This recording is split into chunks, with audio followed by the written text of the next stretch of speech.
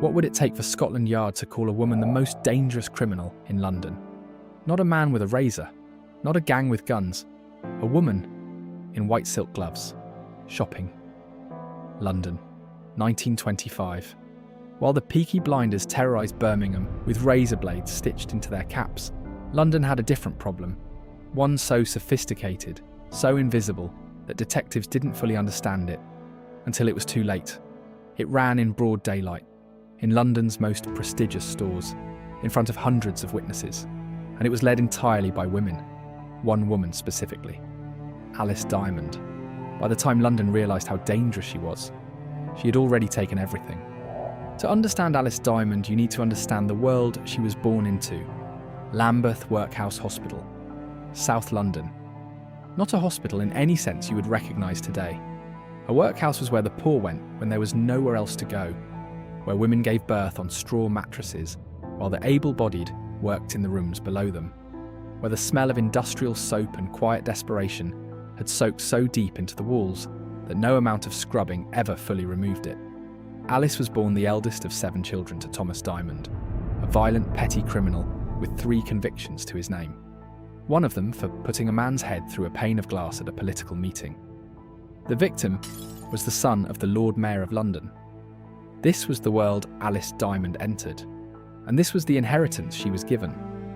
Working-class women in 1900 London had precisely 2 choices: domestic service, cleaning the houses of people who would never once learn your name, or factory work, 12 hours a day for wages that barely covered rent, in rooms that smelled of machinery and other people's exhaustion. Both were legal, both were dead ends. The criminal underworld offered something else, but that world was controlled entirely by men. Male gangs, male bosses, male hierarchies built on violence. Women were used as accomplices, carrying tools, providing alibis, absorbing risks, while men collected the profits. Alice Diamond looked at that system, and she decided to build something better. Understanding the world Alice was born into is only half the story. The other half is what she decided to do about it. And what she built next, nobody in that world had ever seen before. She was 16 when Scotland Yard first took notice. Stealing chocolate, of all things. It was hardly her first crime, just the first time anyone had managed to catch her.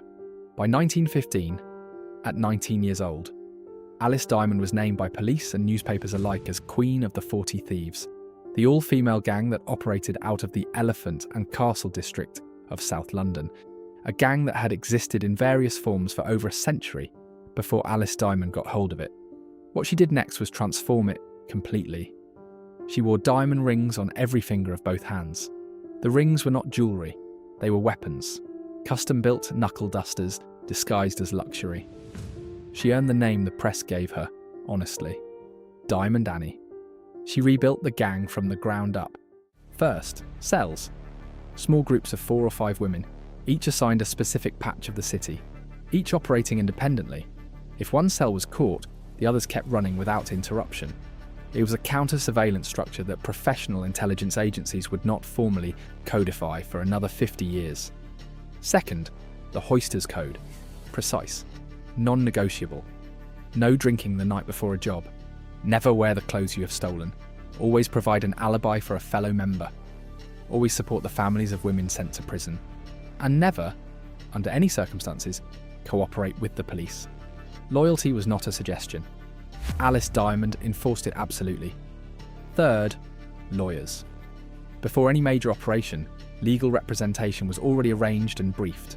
When women were arrested, and they were arrested, they walked into court with professional defence counsel already waiting. Scotland Yard found this, in the words of one detective's report, deeply frustrating. Fourth, cars. Early motor vehicles. Expensive. Fast. Deeply unusual for working-class South Londoners to access in 1915. Alice Diamond's gang used them to take the operation beyond London entirely. Coventry, Liverpool, Manchester. When a city got too hot, the operation moved, temporarily, and then came back. One detective, attempting to explain to his superiors exactly what he was dealing with, wrote that the 40 elephants were, and these are his documented words, the cleverest shoplifters in the country. But the true genius of Alice Diamond's operation the thing that made it genuinely untouchable for 20 years. She used the system against itself. To fully grasp exactly how she did that, you need to walk into Selfridges on a Tuesday afternoon in 1915 and watch it happen in real time. March 1915, Oxford Street, London. Harry Selfridge had built something the world had never seen before, a department store where goods were displayed on the shop floor, available for customers to touch, to examine, to try on. Women of every social class, browsing freely through room after room of silk, jewellery, furs and perfume. Staff trained to give customers space and discretion. Privacy built into the architecture of the building itself. Harry Selfridge had thought of everything, except Alice Diamond. On a Tuesday afternoon, a group of elegantly dressed women arrived at Selfridges. They came by hired car. They wore expensive furs, fashionable hats, white gloves. Staff treated them precisely as they appeared. Wealthy socialites on a leisurely afternoon out. The women moved through the store in pairs. One woman would approach a counter and engage a sales assistant in conversation. Animated, demanding, the kind of customer who required full attention. Her companion would move quietly along the counter beside her. What the sales assistant could not see was what was happening below the counter line. Women's fashion in 1915 was built for concealment. And Alice Diamond's seamstresses had spent weeks engineering into something else entirely. Hidden bags hung from the waist to the knee, suspended inside skirts, false arms built into blouses, concealed pockets sewn into places no store detective would think to look, let alone touch on a respectable woman without causing a public incident. One woman arrested that year was found to be carrying over 40 individual stolen items in a single hidden bag. She had walked through 3 separate security checks without a single person noticing. Other techniques were more precise still. Gang members would press a small piece of chewing gum beneath the lip of a jewellery counter while examining a ring. The ring would be pressed into the gum and left. A second woman, browsing casually moments later, would retrieve it. If the first woman was accused and searched, nothing would be found. She was free to go. By the time Selfridges staff understood what had happened that afternoon, the women were already gone. The hired cars had left Oxford Street, and thousands of pounds worth of silk, fur and jewellery had disappeared quietly into South London.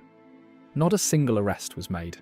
For 20 years, Alice Diamond ran this operation without losing control of a single thing, until the night one of her own girls broke the only rule that actually mattered. Alice Diamond ran a tight operation, and tight operations require absolute control over the business, over the territory, and over the people inside it. Gang members' personal lives were not entirely their own. Relationships had to be vetted, partners had to be approved. The reasoning was precise.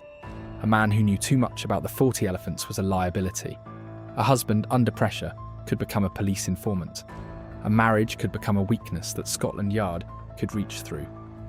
In 1925, a gang member named Marie Britton broke that rule. She had fallen for a man Alice Diamond had not approved. She was told to end it. She continued regardless. She fell pregnant. And then, without asking permission, without warning, she married him. Alice Diamond found out after the wedding. What happened next was documented in court records that still exist today. On a December night in 1925, after a night of drinking in South London, Alice Diamond assembled her most loyal members. Armed with bottles, rocks and chunks of concrete broken from the street, she led them through the streets of Lambeth to the address where Marie Britton and her new husband were living. They broke into the house. What followed was described in court documents as bordering on attempted murder. The husband was beaten while Marie was forced to watch, furniture destroyed, windows put through. When police arrived, alerted by neighbours, Alice Diamond and her women did not run. They fought, in the street, against uniformed officers, not retreating, not surrendering. Across London, newspaper editors who had been quietly urged by Scotland Yard not to give the 40 elephants the oxygen of public attention printed the story anyway. They called it the Battle of Lambeth. Alice Diamond was arrested, charged with wounding with intent, burglary, riot, criminal damage, assault. In January 1926, she stood in the dock at the Old Bailey, London's most famous criminal court, and received 18 months hard labour in Holloway Prison. She had chosen prison, over allowing a single challenge to her authority to go unanswered. Think about that. the most sophisticated criminal operator in London's history. 20 years of meticulous, invisible, untouchable work. And when it came to it, she burned it all in one night rather than be seen to lose. Alice Diamond was released from Holloway Prison in 1927. By then, someone else had taken the Queen's position. She never fully reclaimed it. She spent her later years in South London, running other operations, coaching younger women, watching the empire she had built gradually pass into other hands. Maggie Hill, then Shirley Pitts. The 40 Elephants continued operating until the 1950s. Alice Diamond died on the 1st of April, 1952. Multiple sclerosis, South London. She was 55 years old. She never married, never wrote a memoir, never gave an interview. Scotland Yard destroyed most of the records. The full scale of what Alice Diamond and the 40 Elephants took from London across 30 years has never been calculated. What she built, and exactly how much of it she kept, died with her.